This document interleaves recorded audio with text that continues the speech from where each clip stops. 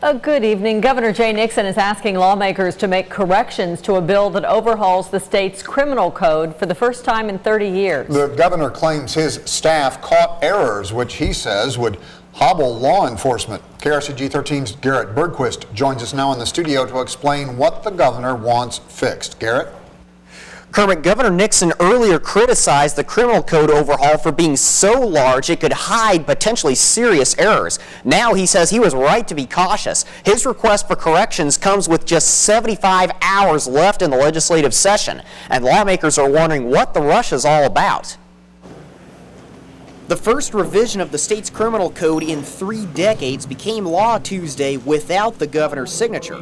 Nixon told reporters he allowed that to happen only after assurances that lawmakers would correct errors uncovered by his staff.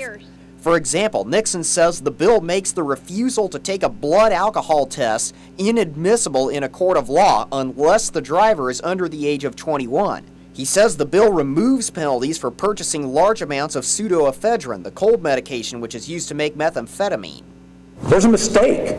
And when you find a mistake of this magnitude, I'm glad that the legislature is now working with us to fix that mistake. The House version of the criminal code bill is still on legislative calendars and provides a vehicle to make corrections. Nixon says it has already been rewritten to fix the problems his staff found and can be passed before the session ends on Friday.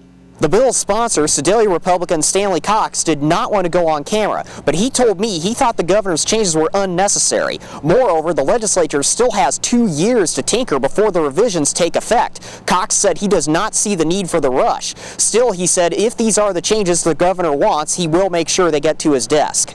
The governor says he will sign a corrected version of the House bill. Before they get my signature, they're going to be right, and with those 2 mistakes in them, I didn't consider it, but now that we can make it right, I think going ahead and making it law, not saying start over, there's been a lot of good work by a lot of good people to put us to this point. The legislature has until 6 p.m. Friday to get that bill to the governor's desk. Like the original revision bill, its provisions would not take effect until 2 years after Nixon signs it into law.